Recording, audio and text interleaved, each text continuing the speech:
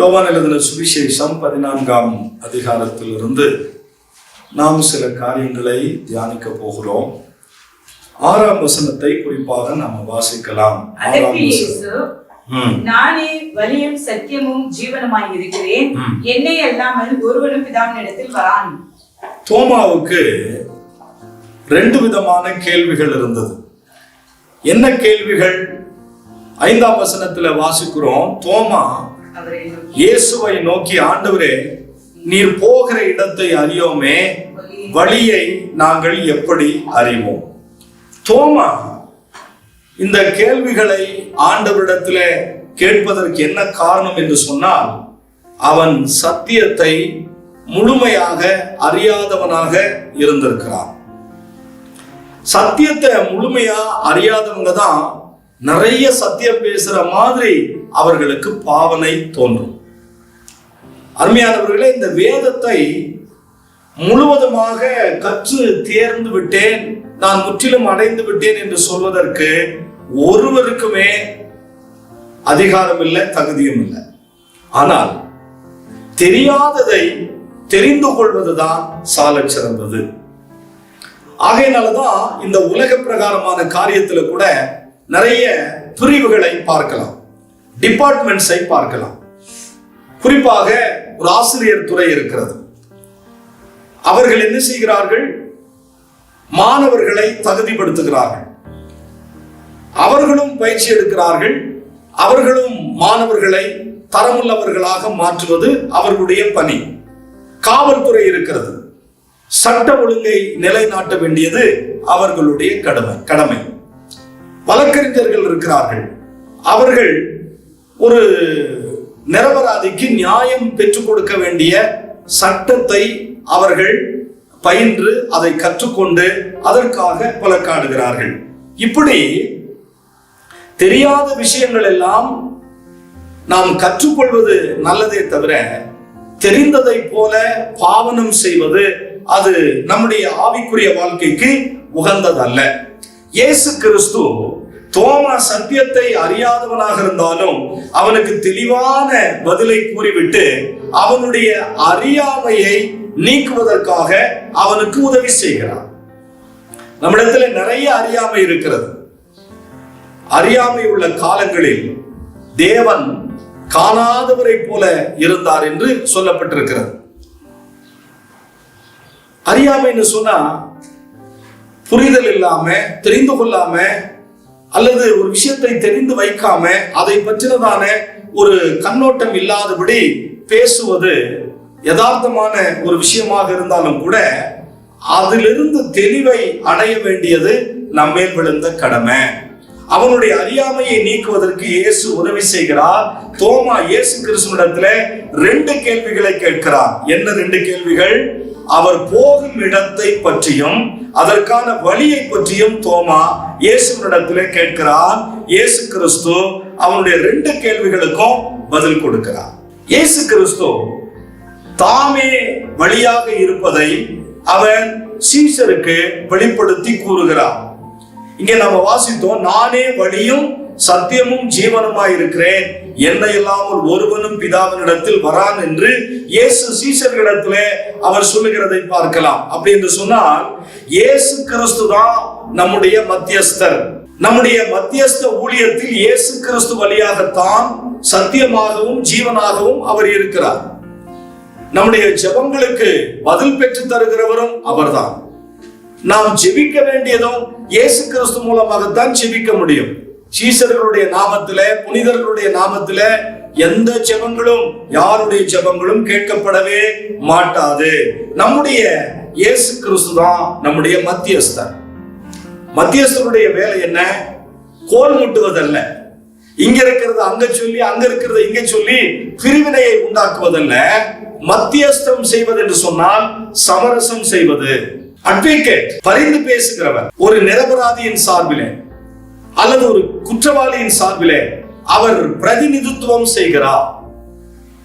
இவர்களுடைய குறைகளை நீதிபதியின் இடத்திலே சொல்லுகிறார். நீதிபதியின் இடத்திலே பரிந்து பேசுகிறார்.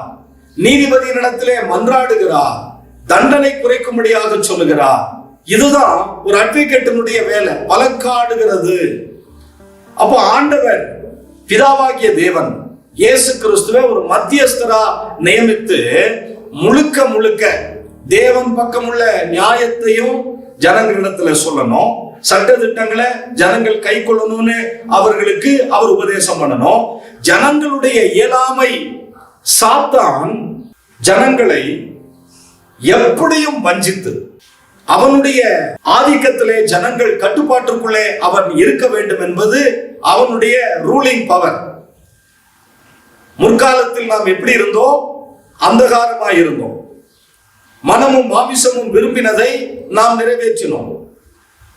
பாவிகளை ரட்சிக்க கிறிஸ்து உலகத்திற்கு வந்ததனுடைய விளைவு சாத்தானுடைய ராஜ்யம் ஆட்டம் கண்டது.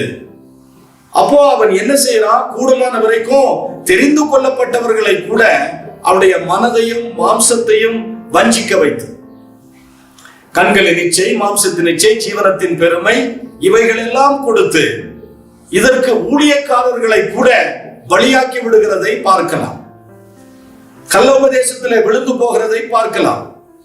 பணத்திற்காக மேலை நாட்டினுடைய உபதேசங்களை இங்கே விற்று விடுகிறதை நம்மால் பார்க்க முடிகிறது. ஆனால் தேவன் அப்படி அல்ல. நம்முடைய பட்சத்தில் அவர் இருக்கிறார்.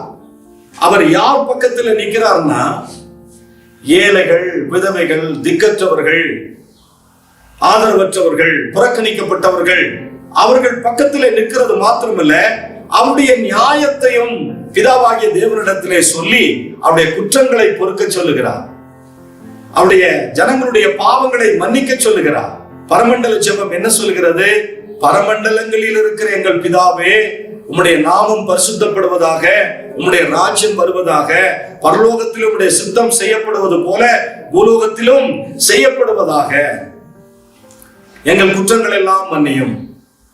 பிறர் குற்றங்களை நாங்கள் மன்னிக்கிறது போல எங்களுடைய குற்றங்கள் எல்லாம் மன்னியும்.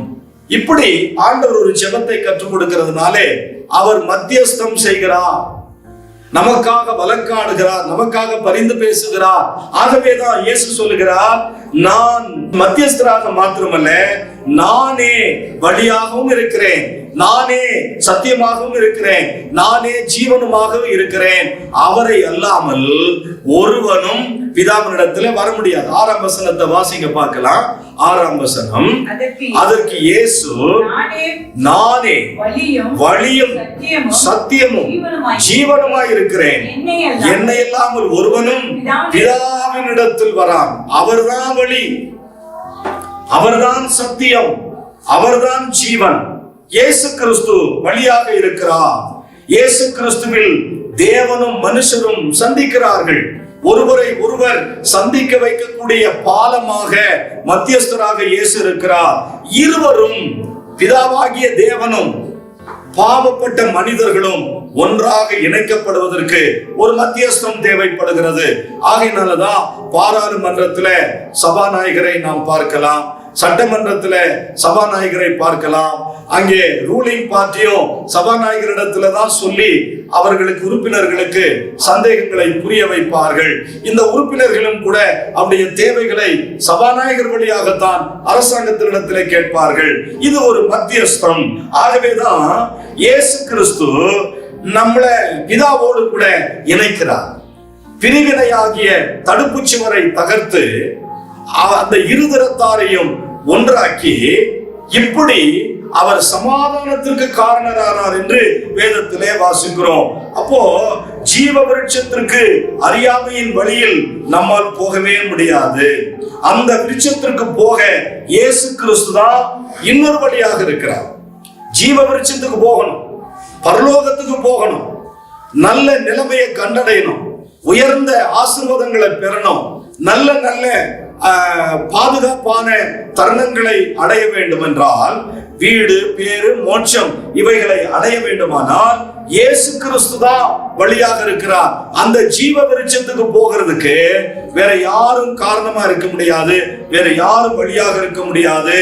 இவர்தான் வேறொரு வழியாக இருக்கிறார். அதாவது ஜீவ விருட்சத்திற்கு நம்முடைய அறியாமையின் வழியில் நம்மால் போக முடியாது. முக்தி அடைகிறேன் என்று சொல்லுகிறார்கள், முற்றிலும் துறந்து துறவரம் போகிறேன் என்று சொல்லுகிறார்கள். கால்நடையாக போய் கடவுளுக்கு என்னுடைய ஈகையை செலுத்த போகிறேன் என்று சொல்லுகிறார்கள். இன்னொரு ரகம் என்ன சொல்லுகிறது? நான் கடவுளை காப்பாற்ற போகிறேன் என்று சொல்லுகிறது. 4 அடி கடவுள், 6 அடி மனிதனுடைய கட்டுப்பாட்டில எப்படி இருக்க முடியும்? கடவுள் தான் மனிதனை காப்பாற்ற முடியுமே தவிர கடவுளை மனிதன் காப்பாற்றவே முடியாது. ஆண்டவர் ரொம்ப ரொம்ப தெளிவா சொல்லிட்டாரு, நீங்கள் எனக்கு எப்படிப்பட்ட தேவாலயத்தை கட்டுவீர்கள்? வானம் எனக்கு சிங்காசனம், பூமி என்னுடைய பாதப்படி. நீங்கள் கட்டுகிற தேவாலயம் எப்படிப்பட்டது?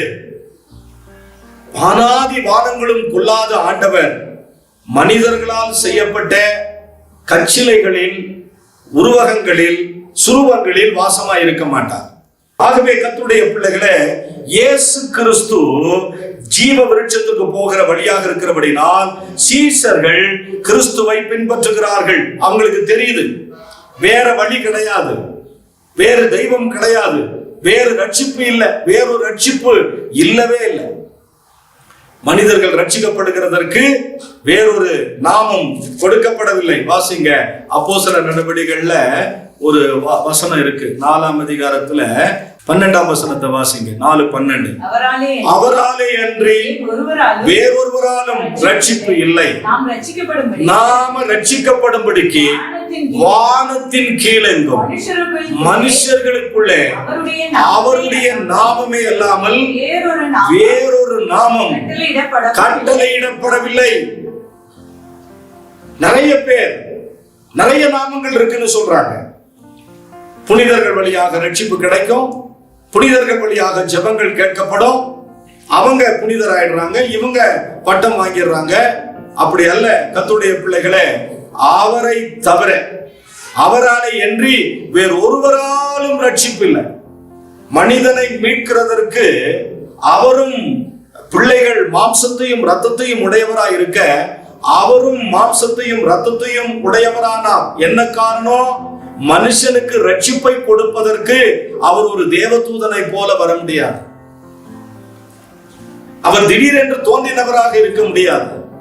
நாம் எப்படி தாயின் கருவிலே உருவானமோ அதைவிட அவர் புருஷ சித்தம் இல்லாமல் பரிசுத்தாவினாலே பிறந்து பாவமற்றவராக இந்த உலகத்திற்கு வெளிப்படுகிற ஒரு தெய்வம் தான் மனிதனுடைய நுகங்களையும் பாவங்களையும் சாபங்களையும் சுமந்து அவர்களுக்காக அவர் மரிக்க வேண்டும். நமக்காக அவர் சிலுவை சுமந்ததாக நாம் வேதத்திலே வாசிக்கிறோம். இயேசு கிறிஸ்துவை சீஷர்கள் இன்று வரைக்கும் பின்பற்றுகிறார்கள். அவர்கள் தொடர்ந்து கிறிஸ்துவை பின்பற்றும் போது சீஷர்கள் ஒருபோதும் வழி மாறி விடவே மாட்டார்கள். இந்த சத்தியத்துக்குள்ளார வந்தவங்க வேறு சுவிசேஷத்துக்கு போக மாட்டாங்க. அவர்கள் அவரை பின்பற்றி கொண்டே இருப்பார்கள். கிறிஸ்துவை பின்பற்றுகிறவர்கள் சரியான வழியில தான் போய் கொண்டிருக்கிறாங்க. திருத்துவ உபதேசத்தை பின்பற்றவங்க, ஆவியோடும் உண்மையோடும் தொழுது கொள்றவங்க, வேதத்தை ஒரு பக்கத்திலிருந்து மறுபக்கம் வரைக்கும் ஏற்றுக்கொள்ளுகிறவர்கள் எந்த சூழ்நிலையிலும் சரியான வழியிலே தான் போவார்களே தவிர அவர்கள் இடறி போக மாட்டார்கள். ஆகையினாலதான் நம்ம சொல்றோம், வேத வசனங்களை ஆராய்ந்து பாருங்கள், அவைகளினால் நித்திய ஜீவன் உண்டு என்று எண்ணுகிறீர்களே, என்னை குறித்து சாட்சி கொடுக்கிறவைகளும் அவைகளே. ஒவ்வொரு வசனமும் ஜோடு இல்லாமல் இராது. அதுல 2 தீமோத்தேயு 3:16 படி நாம் தேறினவர்களாக இருக்க வேண்டும். எந்த நற்கிரியையும் செய்கிறதற்கு தகுதி உள்ளவர்களாக இருக்க வேண்டும். வாசிங்க 2 தீமோத்தேயு 3:16 வாசிங்களேன். வேத வாக்கியங்கள் எல்லாம் தேவ ஆவியினாலே அருளப்பட்டிருக்கிறது. தேவனுடைய மனுஷன், தேவனுடைய பிள்ளைகள் தேறினவர்களாகவும் நற்கிரியை செய்கிறவர்களாகவும் இருக்கும்படியாக அவைகள் உபதேசத்திற்கும் கடிந்து கொள்ளுதலுக்கும் சீர்திருத்தலுக்கும் நீதியை படிப்பித்தலுக்கும் பிரயோஜனம் உள்ளவைகளாக இருக்கிறது. நல்லா கவனிங்க. ஒரு சமயம் ஒரு வாலிபன் டாக்டர் ராதாகிருஷ்ணன், அவர் கடந்த ஆண்டுகளினுடைய இந்திய தேசத்தினுடைய ஜனாதிபதியாக இருக்கும் போது ஒரு வாலிபன் அவரிடத்திலே போய் கேட்கிறான், ஐயா, உயர்ந்த நிலையை அடைவதற்கு நல்ல ஒழுக்க நெறிகளை கற்றுக்கொள்வதற்கு, நல்ல கல்விமானாக விளங்குவதற்கு, நான் சகல விஷயத்திலையும் தேறினவனாக இருப்பதற்கு என்ன செய்ய வேண்டும் என்று கேட்டபோது அதற்கு அவர் சொன்னார், நீ நேரா கிறிஸ்தவ புத்தக கடைக்கு போய் ஒரு பைபிளை வாங்கி அதை படி, நீ விரும்புகிற எல்லாமே அதுல இருக்கிறது என்று சொன்னார். இந்த வேதத்தை படிக்கிறதுனால நிறைய நன்மை இருக்கு. இந்த வேதத்தை படித்து தியானிக்கிறதுனால நம்முடைய காரியங்கள் எல்லாம் வாய்க்கப்படும் என்று சொல்லப்பட்டிருக்கிறது. ஆகவே இயேசு கிறிஸ்துதான் சத்தியமாக இருக்கிறார். இயேசு கிறிஸ்துதான் சத்தியமாக இருக்கிறார். சத்தியம் என்பது தவறுக்கும் பொய்க்கும் எதிரானது. அல்லேலூயா. அதுதான் சத்தியம். பொய்க்கும் புரட்டாட்டத்திற்கும் மாய்மாலத்திற்கும் தவறுகளுக்கும் எதிரானதுதான் சத்தியம். நாம் சத்தியத்தை பற்றி நாம விசாரிக்கும் போது சத்தியத்தை தான் நாம் கற்றுக்கொள்ள வேண்டும். நிறைய ஜனங்கள் சத்தியத்தை கற்றுக்கொள்கிறோம் என்று சொல்லி சத்தியமில்லாத பொய்யை அவர்கள் கற்றுக்கொள்கிறார்கள், தவறானவைகளை கற்றுக்கொள்கிறார்கள். எந்த சூழ்நிலையிலும் சத்தியம்தான் நம்மை விடுதலையாக்கும். யோவான் 8ஆம் அதிகாரத்துல நாம் வாசிக்கும் போது வாசிங்க, சத்தியத்தையும் அறிவீர்கள், வாசிங்க, சத்தியத்தையும் அறிவீர்கள், சத்தியம் உங்களை விடுதலையாக்கும். 32, சத்தியத்தையும் அறிவீர்கள், சத்தியம் உங்களை விடுதலையாக்கும். சத்தியம்தான் நம்மை விடுதலையாக்கும். ஆகவே சத்தியத்தை நாம் இயேசு கிறிஸ்து மூலமாக தான் கற்றுக்கொள்ள முடியும். வேதவசனத்தை வாசிக்கிறதன் மூலமாகத்தான் கற்றுக்கொள்ள முடியும். அதற்காகத்தான் நிறைய பைபிள் காலேஜ் இருக்கிறது, நிறைய உபாத்தியர்கள் இருக்கிறாங்க, பைபிள் ஸ்டடி ஆலயங்களில் எல்லாம் நடத்தப்படுகிறது. அதே நேரத்தில் சத்தியத்தை கற்றுக்கொண்டு, சத்தியம் என்பது ஏமாற்றுத்தனத்திற்கும் மாய்மாலத்திற்கும் எதிரானது. வஞ்சனைகளுக்கும் கள்ளோபதேசங்களுக்கும் மாய்மாலத்திற்கும் ஏமாற்றுதலுக்கும் எதிராக சத்தியம் இருக்கிறது. சத்தியமாகவே சத்தியம் இருக்கிறது. இயேசு கிறிஸ்து சத்தியமாக இருக்கிறார். அவரிடத்திலே இருள் இல்லை, அவரிடத்திலே பொய் இல்லை, அவரிடத்திலே பாவம் இல்லை, அவரிடத்திலே வஞ்சனை இருந்திருக்கவில்லை, அவரிடத்திலே மாய்மாலம் கூட இருந்திருக்கவில்லை. இயேசு சொன்னார், என்னிடத்தில் பாவம் உண்டு என்று உங்களில் யார் ஒருவர் என்னை குற்றம் சொல்ல முடியும்? இந்த உலகத்தின் அதிபதி என்னிடத்திற்கு வருகிறான், அவனுக்கு என்னிடத்தில் ஒன்றும் இல்லை. அவரிடத்துல பாவத்தை பார்க்க முடியல, அவரிடத்துல அநியாயத்தை பார்க்க முடியல, அவரிடத்துல வஞ்சனையை பார்க்க முடியல, அவரிடத்துல பட்சபாதமும் இருந்திருக்கல. இயேசு கிறிஸ்து ஜீவனாக இருக்கிறார். இயேசு கிறிஸ்துவிலும் இயேசு கிறிஸ்துவின் மூலமாக மாத்திரமே நாம் தேவனுக்குள் ஜீவன் உள்ளவர்களாய் இருக்கிறோம். ஆகவேதான் இயேசு கிறிஸ்துவே அல்லாமல் ஒருவரும் பிதாவினிடத்தில் வரவே முடியாது. இயேசு கிறிஸ்து இல்லாம பரலோகம் போக முடியாது. அவரே பரலோகத்திற்கு ஏறினவரும் பூலோகத்திற்கு இறங்கினவருமாக இருக்கிறார். பாவத்தில் விழுந்த மனிதன் தன்னுடைய சுய பக்தியினாலே, தன்னுடைய சுய சித்தத்தினாலே, தன்னுடைய சுய பக்தியினாலே பிதாவாகிய தேவனிடத்தில் வர முடியாது. பாவியான மனுஷன் தேவனை தன்னுடைய பிதா என்று அழைக்கவே முடியாது. பாவிகளுக்கு தேவன் செவி கொடுப்பதில்லை என்று அறிந்திருக்கிறோம். இயேசு கிறிஸ்து தான் தேவனுக்கும் மனுஷனுக்கும் மத்தியஸ்தராக இருக்கிறார். நாம் அவரிடத்துல எல்லா பிரச்சனைகளையும் சொல்ல முடியும். அவர் மூலமாக மாத்திரமே நம்மால் பிதாவினிடத்தில் சேர முடியும், பிதாவினிடத்தில் பேச முடியும், பிதாவினிடத்திலே ஜெபிக்க முடியும். இயேசு கிறிஸ்துவே அல்லாமல் ஒருவனும் பிதாவினிடத்தில் வரான் என்று சொல்லப்பட்டிருக்கிறது. ஆகவே இப்போ இயேசு கிறிஸ்து எவ்வாறு நமக்கு வழியாக இருக்கிறார் என்கிற ஒரு 7 காரியங்களை நாம தியானிக்க போகிறோம். இப்படி நாம ஒரு ப்ரிப்பேஸா பார்த்தோம், ஒரு முகமுறையா பார்த்தோம். இயேசு கிறிஸ்து ஜனங்களுக்கு எவ்வாறு வழியாக இருக்கிறார் என்கிற ஒரு 7 காரியங்களை பார்க்கலாம். முதலாவது மத்தேயு எழுதின சுவிசேஷம் 7ஆம் அதிகாரம் 14ஆம் வசனத்தை வாசிக்க கேட்கலாம். ஜீவனுக்கு போகிற வாசல் இடுக்கமும் வழி நெருக்கமுமாய் இருக்கிறது. அந்த சிலர் யார் என்று கேட்டால் ஒன்றான மெய் தெய்வமாகிய இயேசு கிறிஸ்துவை சொந்த இரட்சகராக ஏற்றுக்கொண்டவர்கள். இங்க பார்க்கலாம், ஜீவனுக்கு போகிற வாசல் எப்படி இருக்கிறது? இடுக்கமாக இருக்கிறது, அசௌகரியங்கள் நிறைந்ததாக இருக்கிறது.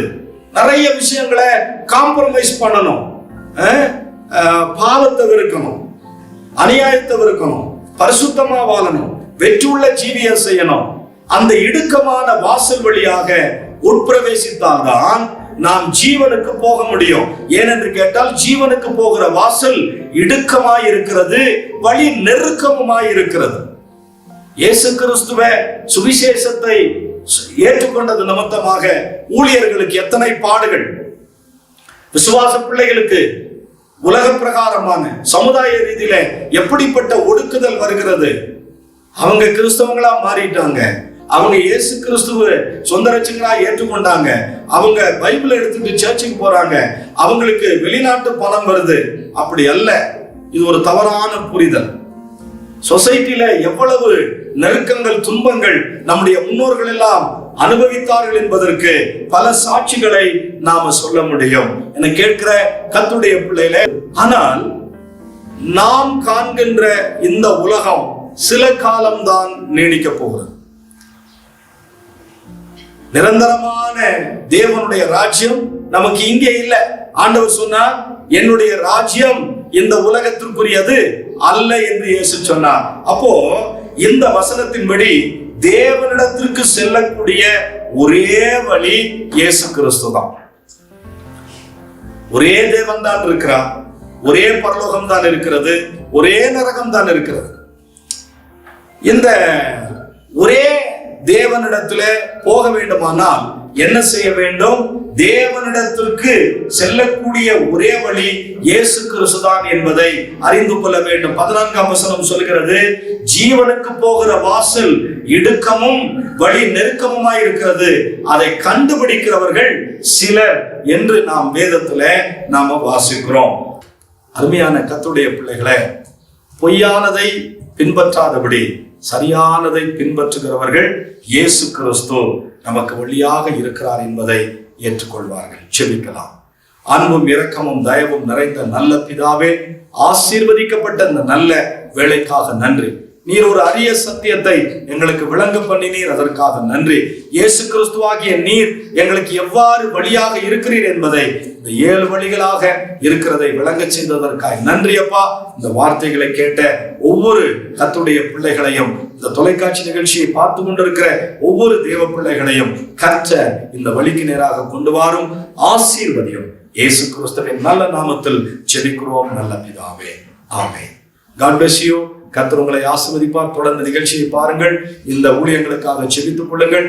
உங்களுடைய சாட்சிகளையும் உங்களுடைய ஜெப குறிப்புகளையும் எங்களுக்கு தெரியப்படுத்துங்கள். இந்த ஊழியங்களை உங்கள் ஜெபத்தினாலும் பொருளாதாரத்தினாலும் தாங்குங்கள். God bless you. கர்த்தர் உங்களை ஆசீர்வதிப்பாராக. ஆமென்.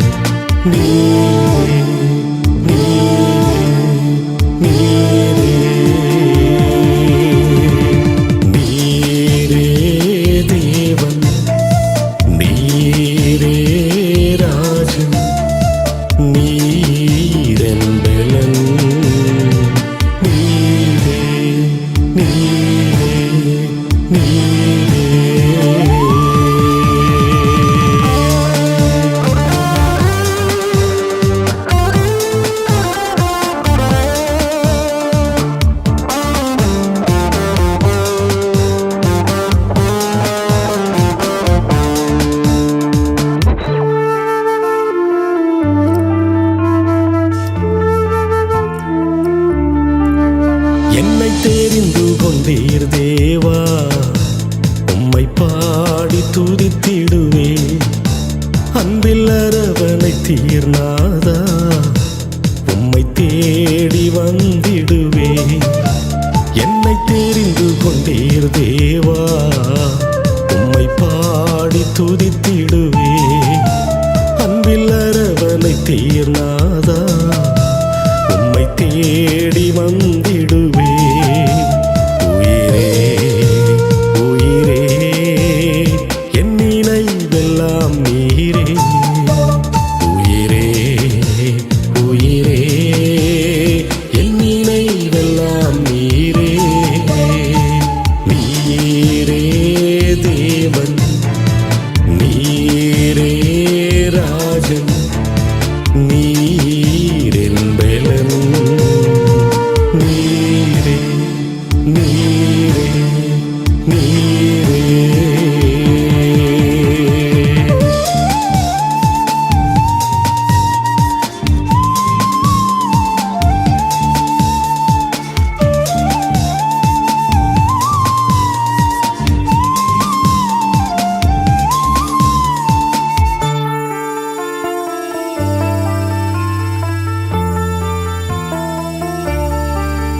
இன்பத் துன்ப நேரங்களில் இரவெல்லாம் நான் ஜெபிப்பேன்.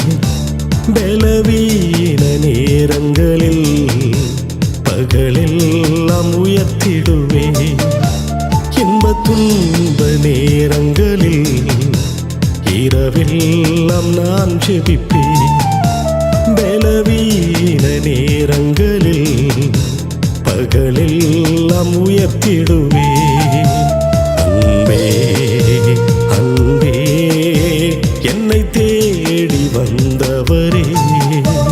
அன்பே அன்பே என்னை தேடி வந்தவரே. நீரே தேவன், நீரே ராஜன், நீரென் பலன். நீரே நீரே நீரே.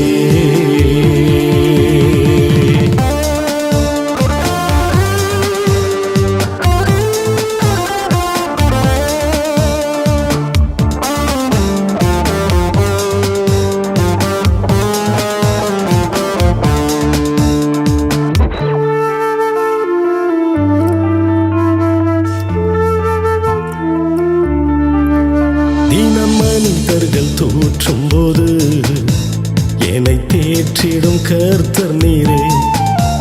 மனச்சோர்வுகள் வரும்போது என்னை ஆற்றிடும் கிருபை நீரே.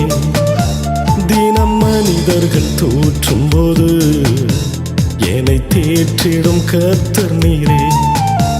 மனச்சோர்வுகள் வரும்போது என்னை ஆற்றிடும் கிருபை நீரே. பெலனே பெலனே என் உன்னத பெலன் நீரே. பெலனே பெலனே என் உன்னத பெலன் நீரே. நீரே தேவன், நீரே ராஜன், நீரென் பலன்.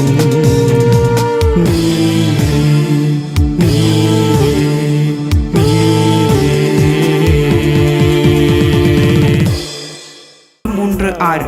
இந்த நிகழ்ச்சியின் மூலம் நீங்கள் பெற்றுக்கொண்ட ஆசீர்வாதங்கள் மேலும் பலருக்கு கிடைக்க உங்கள் ஊக்கமான ஜெபங்களினாலும் காணிக்கைகளினாலும் நன்கொடைகளினாலும் தாங்குங்கள். உங்கள் காணிக்கைகளை போன்பே, ஜிபே மூலம் செலுத்த வசதிகள் உண்டு. Phone number 9430176645. எங்களுடைய அக்கவுண்ட் விவரங்கள்: வங்கி கணக்கு எண் pastor Suri Stephen, Canara bank. Account number 623821012137. IFSC code CNRP 0016238. Ooty Mary hill branch. தொடர்புக்கு 9443017645.